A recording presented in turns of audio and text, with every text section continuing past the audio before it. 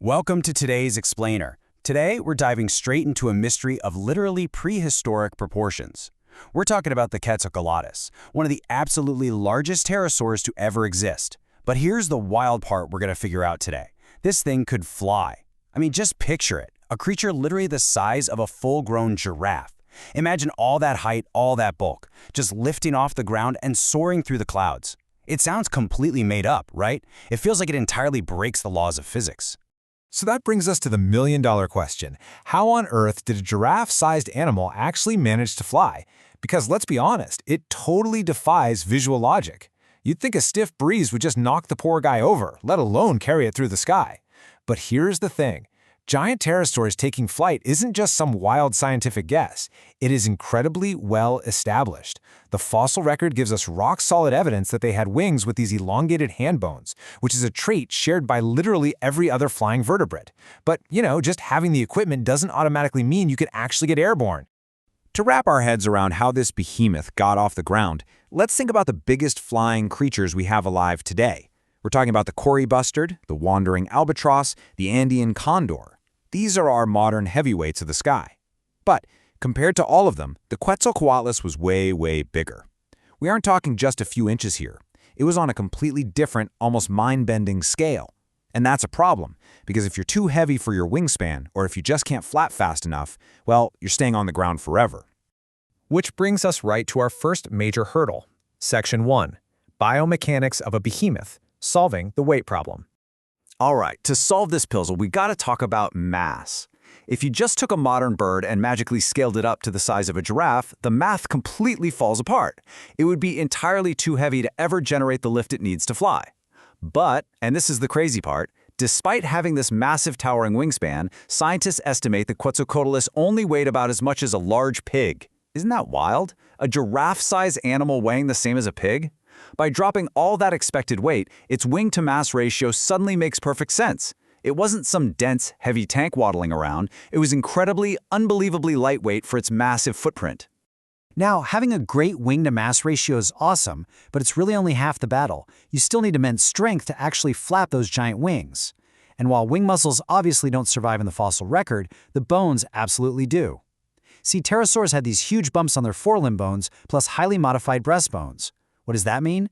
It means they had ample attachment space for some incredibly powerful, brawny chest muscles. It's exactly the same setup modern flying birds have today. Oh, and on top of that, pterosaurs had mostly hollow bones. Now that didn't just save weight, it basically turned their skeleton into a giant set of lungs, increasing the volume of their respiratory system to pump massive amounts of oxygen right to those flight muscles. It was this combo, sheer muscle power and a hyper-efficient oxygen delivery system, that kept this giant soaring once it was up there. But hold on. That leads us to a massive plot twist in this explainer. Section 2. The launch problem. Getting off the ground. Staying up in the air is one thing, right? But mechanically speaking, getting into the air in the first place is the absolute hardest, most energy-draining part of flying. Modern flying birds rely on strong leg muscles to launch themselves up, and because of that, the bigger a bird gets, the heavier and beefier its legs have to be. But if a giant pterosaur tried to jump like a bird, it would have needed absurdly huge legs, which would have made it way too heavy to fly. It's a total biological catch-22. So how did they solve it? They used their incredibly powerful wings for a dual purpose, launching off the ground and flapping. It's an amazingly efficient strategy. In fact, it's so efficient that modern bats actually independently evolved to do the exact same thing. Honestly, I think that is my absolute favorite fact about giant pterosaurs. Well, and bats, for sure. So when you pull together all the evidence, all the biomechanical facts we've just laid out, it actually makes total sense that these giant pterosaurs could conquer the skies. Sure, they might look completely wonky and way too big to our modern eyes. But there's this fantastic quote from our source that hits the nail on the head. They wrote, "The Quetzalcoatlus was about as close as we've ever come to a flying pig." I mean, it is just the perfect metaphor, right? A creature that looks like it has absolutely no business flying, yet pulled it off through some truly brilliant evolutionary engineering. Now, modern pigs obviously rarely take flight. And I want to shift gears right here as we head into our final section, saving modern animals from flying pigs to real ones. The harsh reality is that in a lot of places today, the conditions that real intelligent pigs are kept in are just heartbreaking. As someone who absolutely loves animals and is endlessly fascinated by them, it hurts to see any creature suffering. But the good news is we can actually help make a genuine positive change with today's sponsor, FarmKind. FarmKind is this incredible organization that helps improve the lives of animals by recommending expert-reviewed top-tier charities. These are charities whose work actually makes a massive, tangible difference on the ground. A perfect example is Synergia Animal. They are actively fighting to end the incredibly inhumane practice of keeping breeding pigs confined in tiny, restrictive crates. And what I absolutely love about FarmKind is that they never take a cut of your donation. Literally 100% goes straight to the charities actually helping these animals. And I want to show you just how incredibly accessible it is to be a part of this. If you sign up to give just $15 a month, you can make a staggering difference. Seriously, let's break that math down a little further. $15 a month, that works out to just 50 cents a day. That is literally less than you probably spend on a quick cup of coffee or a snack at the gas station.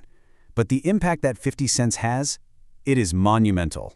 Because that tiny contribution means you are personally saving around 350 animals from unnecessary suffering in just your first year alone.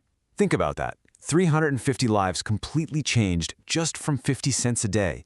And to make it even sweeter, you can use the code MINUTEARTH for a 50% boost on those monthly donations. Imagine if even just a fraction of the focused learners watching this explainer did that. We would literally transform the lives of hundreds of thousands of animals. Which brings us to our final thought. We've spent this entire explainer marveling at the unbelievable lives of animals that shared our world millions and millions of years ago. But I want to leave you with this question to chew on. How can we step up and help transform the lives of the hundreds of thousands of animals sharing our world with us right now, today?